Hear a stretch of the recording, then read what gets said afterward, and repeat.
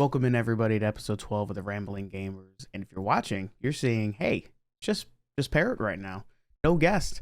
Yes, guys. Today's episode is going to focus just on me and kind of give a little more insight on my history, gaming, Twitch streaming, future of the podcast, and yeah, just so you guys learn a little more about me, Absurd Parrot. Very excited. It's a little weird, monologuing in a way. And I wrestled with the idea of having someone else come in and interview me, but I just thought, you know what, let me just talk and hang out with you guys, and you can just get to know me, and maybe down the road we'll mix it up with having somebody else come in and chat with me for interviewing me. But I thought, hey, let's just have some fun and give you guys a little insight about me and kind of the similar questions that I've asked other guests, and I can just give my own response versus, asking somebody else the questions. And if you're brand new to the podcast, first of all, go watch the other episodes first. Don't have this be your first episode. Go listen to the other episodes. We have 11 other amazing episodes, including the introduction, where I give a little more insight about what the podcast is about and some of the goals that we had, at least from episode 1 and moving forward. So. But yeah, I mean, a question I normally ask guests is, how was gaming growing up? Favorite memory, and maybe a first console or first game that you had.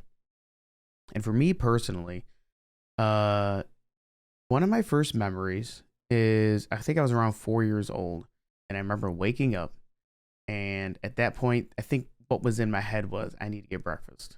And during that day of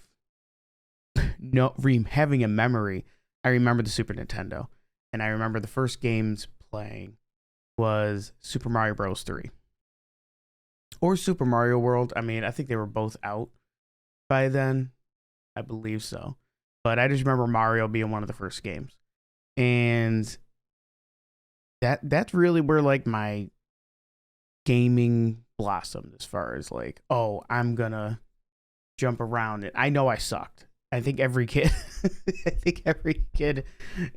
think they're good at a game, or they're just like, oh, I'm going to do well. And I ended up just playing like my sister's file, who was older, and just being like, oh, she beat the game, but I can beat these levels now. So that's one of my memories. I just remember just having fun. And that's the reason I made this podcast, is just kind of relive the memories that a lot of people have that they may not think about daily. And maybe it brings out your memories as well as a listener. And another game that I remember always playing when I was a kid was Sim City on the Super Nintendo. And if you guys don't know what that is, first of all, go look up some gameplay, because the graphics, it's only aerial top-down view. You could do roads, railroads. You could do like commercial, residential, and industrial. Those were like the 3 building blocks. And then as you move through the game, you could unlock like special things, like, a park, and you could have green space, you could have trees, but it was all like a top-down view. And I remember, similar to Animal Crossing, for those of you who like Animal Crossing, a big thing was picking a map. And some maps were like islands, some maps had big rivers going through it, some maps were like all land with a little bit of water. And I don't think you could add water to the game. I don't think there was really terraforming. I think the only thing there was grass. You can either have grass or bulldoze it. So it was either sand or grass. There was nothing else in between. And that, for me, probably started my creation, or my love for creation. That and Legos, or Lego, as some people like to correctly call it. 'Cause I know some people probably always wonder, people in construction or architecture, where do they get their love for doing it? Or not even love, but like, how did you get interest in it? I would say definitely Sims and Lego is where I got my, like, ooh, this is kind of fun. This is kind of fun, And from there, I mean, playing Super Nintendo, and then we got the 64 years later. I remember getting that, and that was my sister's, but we were all excited. Me and my younger brother, we were all like cheering and just like, yeah. And Mario 64, probably one of the greatest games for me all time. Was just a fun game to play if I'm going back in childhood. And sticking with that, the first multiplayer game was GoldenEye 007. If you guys don't know that, on 64, that was probably most of my multiplayer childhood up until like 10 or whatever the age range was for that. But just the memories of that game, it just brings back so much nostalgia for me. So when it came out a couple months back, I was just like astounded. It's like, oh, it's back. And I remember booting it up and I was like, yeah, I'm going to relive my childhood. And I'm like, these controls suck. He didn't have anything set up. And I was actually laughing. And my better half was watching. And I'm like struggling because they only had the one Joy-Con or the joystick. And I'm just like, how do I move? And it ended up hurting because everything was on the left side of the Pro controller. And I'm like, I need to try to rearrange these buttons. And I don't think I ended up beating the game yet. I'm gonna go back and finish it. I think some other games came out during that time where I'm just like, well, I gotta put my playing time aside and I'll finish this play later. But and then another thing for getting a little older would have been probably the next game that most of you might expect me to get into for architecture was actually The Sims, the first Sims for the PC.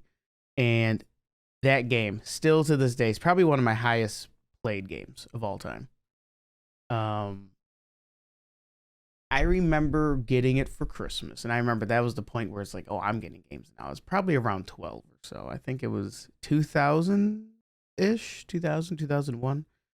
And I remember playing that game just as much as I can. Like, of course, I had to get homework done and, make sure all my ducks were in a row before my mom would let me play it. But The Sims was one of the first games where I was just like, whoa, I can build walls. I can make a fireplace. I can, burn my house down with The Sims. That's when I learned to put a smoke detector in the kitchen.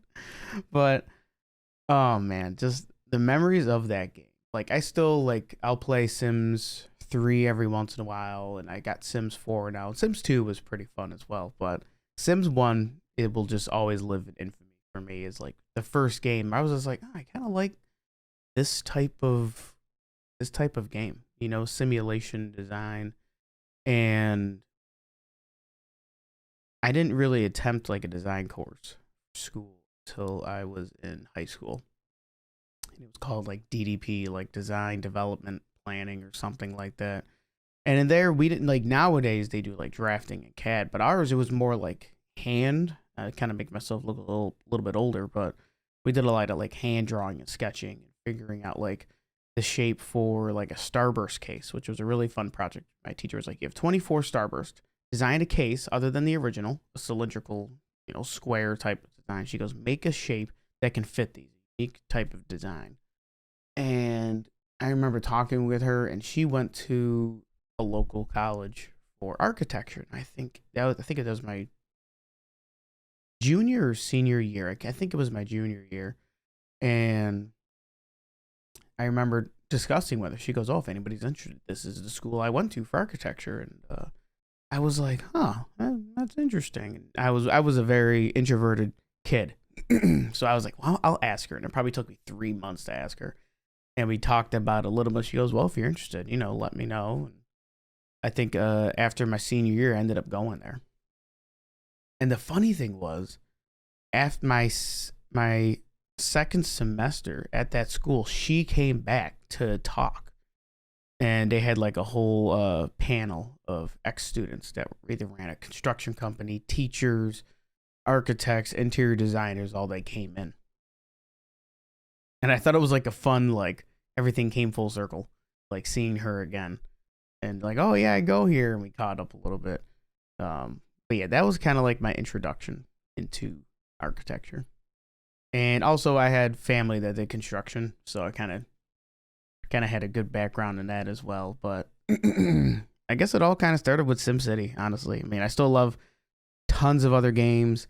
Halo, Grand Theft Auto, Paper Mario. But yeah, that probably gave me my path to architecture. So anybody that's interested, turn back now. Don't do it. There are other things you can do.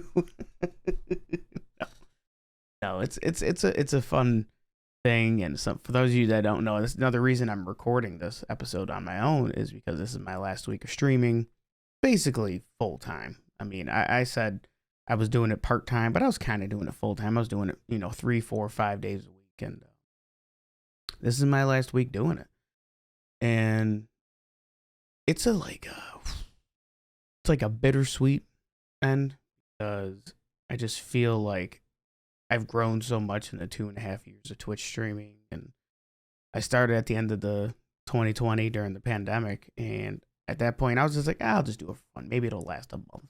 I got a cheap little camera that had a mic built in, and you could hear the dogs barking next door. Oh, thank God.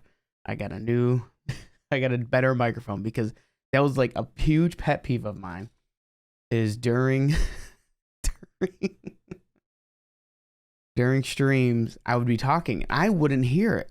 And then someone would be like, "Hey, Parrot, I hear the dogs." I'm like, "What? I don't have a dog."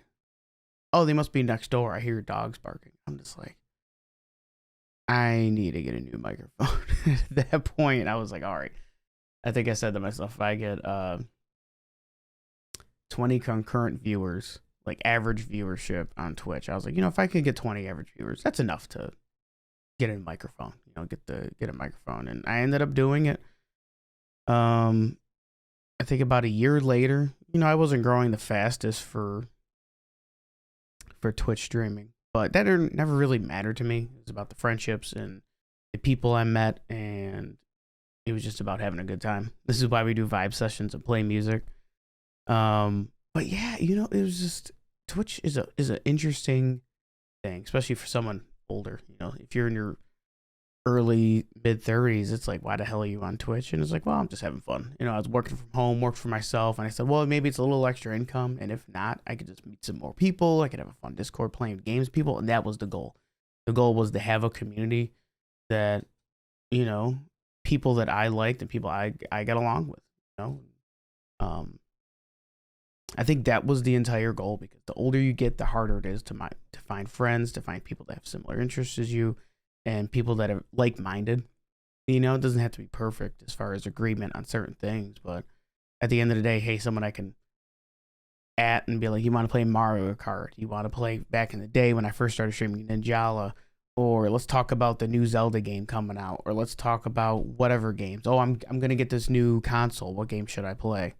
That's the reason for I started streaming, to meet fun people, fun friends, and that was the core of it, was to have a community, and Twitch streaming was a part of it, right? It was, it was a fun little way to make a little bit of extra cash during the pandemic, and also just to kill some time, and now that I'm going to be working in the office, I'm just like, well, I can still Twitch stream, but it won't be as consistent, and that's the hardest part about all of this. And I'm sure at my last stream, I'm going to be crying it up, tearing it up. But it's been a crazy fun journey, and I've met so many fun people. And it's not the end of the road, but it's definitely end of the consistent road, the 4 days a week. I mean, realistically, 1 days a week. Just, working 40 hours on top of streaming. Some of some of my friends that stream, they could do it a couple times a month, once a week. It gets hard when you have a real job. And for those of you that can stream and can do it, enjoy it as much as you can. Whether you got 2, 5, 50, 100 viewers, enjoy it, because nothing's guaranteed, and enjoy it. That's all I can say, because it's fun, because the people that are there, they're there because they like you. That's the greatest part, is just being like, oh, wow, oh, hey, so-and-so came in. And that's probably been my favorite part, is meeting all the amazing people. And even if some of those people have, like, they get busy lives, they can't come, they can't join anymore, that's all right, because, life gets in the way, and I wasn't streaming to get crazy popular or famous. I was just streaming just to have fun and just have cool friends online. And one of my favorite things is being like, oh, you're from Sweden, or oh, you're from Finland, oh, holy crap, I got so many friends from Canada now. Like, I have enough friends where I can get free health insurance. But realistically, I've had a blast, and I just want to thank you all that have been, you know, whether you're just listening to the podcast now or have been watching me stream or support any of my friends that also stream. It means the world to me. So thank you guys. And as far as the future of the podcast, I'm probably going to put more focus and more effort into the podcast because it's easier. It's post processing. I can do it and then post it at my whatever works at my leisure versus, oh, we're streaming and I got to put 4 hours, 3 hours, 2 hours into front of this camera and talk and, you know, entertain chat and react with chat and get scared from chat. But doing this, it's really nice because I can meet other people and we can still get to know the gaming community, which is really the core of this platform. And I want more guests. Some dreams of mine is to get other content creators, bigger ones, to get on here and get to know them. And maybe some indie game developers. I would love, if they're small, if they're trying to get their game off the ground, to have them on here. If you guys know anybody, hey, let them know. Well, I'll put the email below so you guys can use that or in our description so you can have them contact me. But I would love to learn about some games that are coming out from them, or if they're working on any, or they just released it and they need more people to play it. Would love to get their name out there. Other Twitch streamers, obviously, as well, or YouTubers or TikTok. Yeah, that's kind of it as far as the podcast. Just keep interviewing people, keep learning, and if you guys want a certain guest, let me know in the comments. Let me know in YouTube comments. Where, and you know, whether you're listening on Spotify.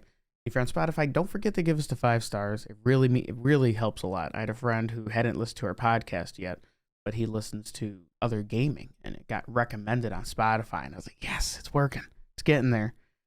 So that's really kind of the gist of where the podcast is heading, and I'm really excited about it, just because I think that's the fun thing about this is just getting to learn more about people and more about the people that are in the community, whether they're, like I said, they're a content creator or just, you know, I'm a mom, I'm a gamer, I'm a dad, I'm a gamer. This is how I bring up my kids. That was our second episode with Mel, talking with her.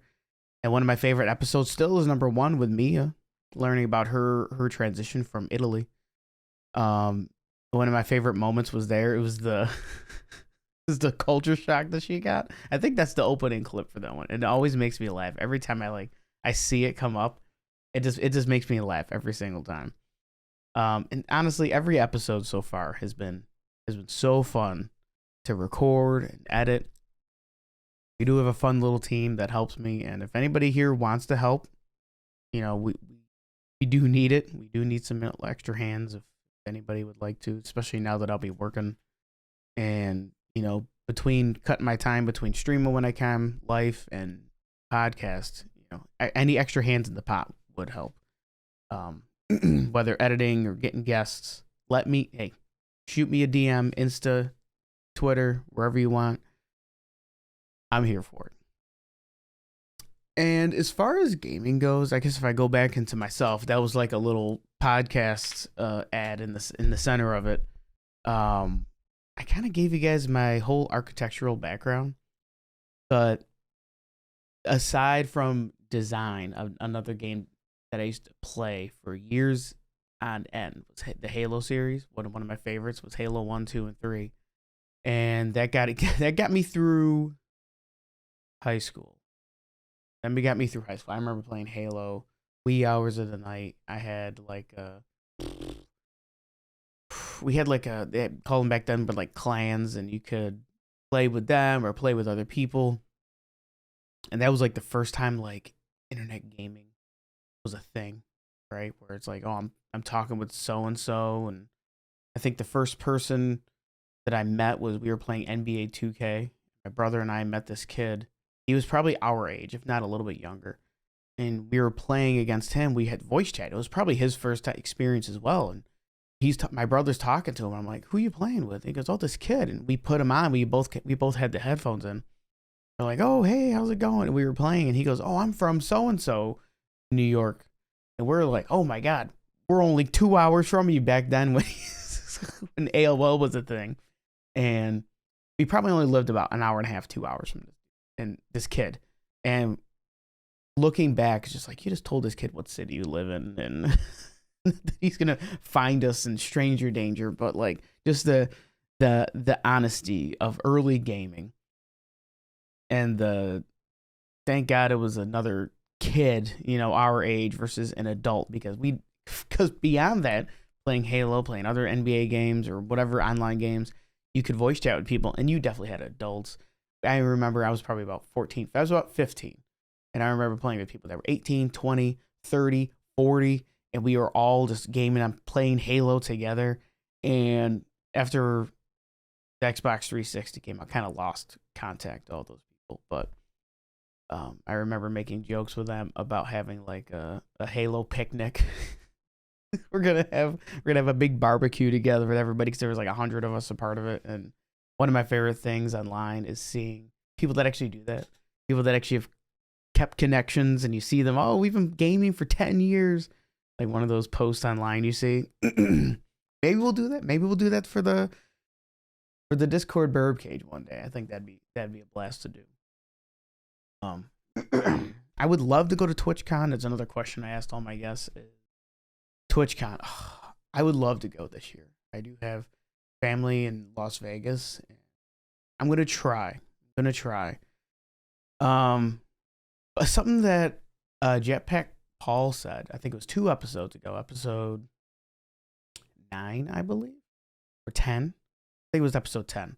And he said that what he would do, he would be like, all right, guys, I'm going to TwitchCon, but I'm going to be down the street at the coffee shop. You can come meet me. And I think that's the best way to do it. Like, all right, there's TwitchCon. You can go to that if you want. But during the hours of 3 and 6, I'm going to be hanging out at Starbucks, and come hang out with me, because I'm more of a small group type of person anyway.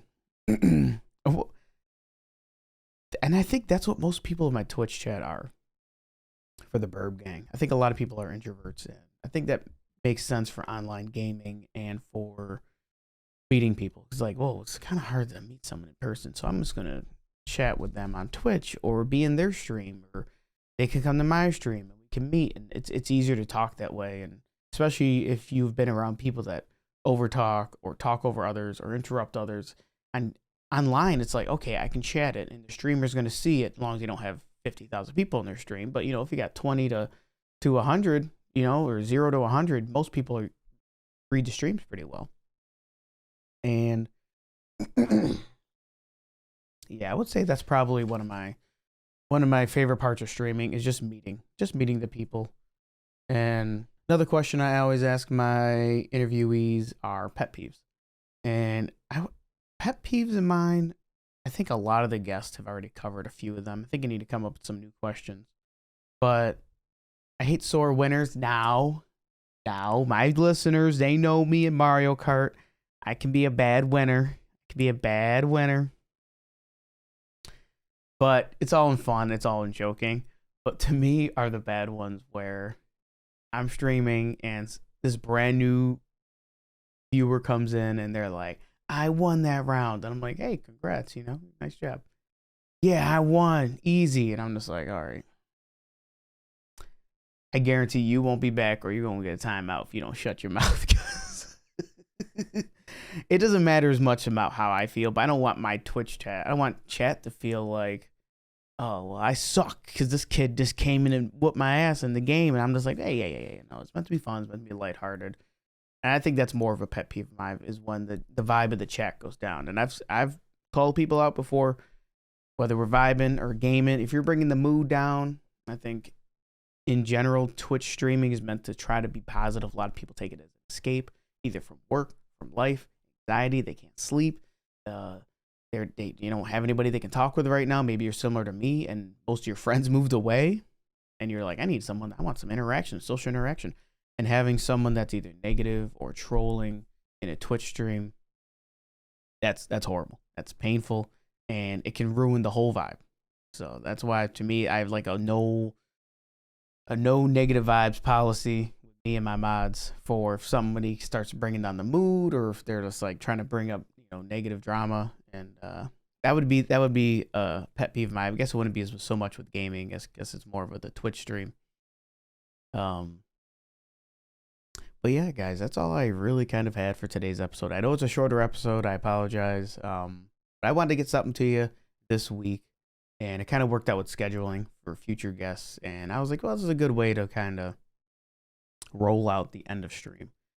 My streaming journey as far as doing daytime streams and moving to a couple nighttime streams a week. If you guys love this episode, if you guys want any guests that I'd like to recommend, hey, down below in the YouTube comments, let me know, or DMs, Twitter, Insta. I'll always try to add them in, schedule it, and get an interview going. Yeah, so thank you guys for listening to the podcast, episode 12. And yeah, we'll be back next week with another guest, and no more parrot monologuing. I appreciate you guys so much from the bottom of my heart. Whether Twitch streams, podcast, Discord, it's all meant so much to me. And I hope you guys have a wonderful day. And I'll see you next week. Bye-bye.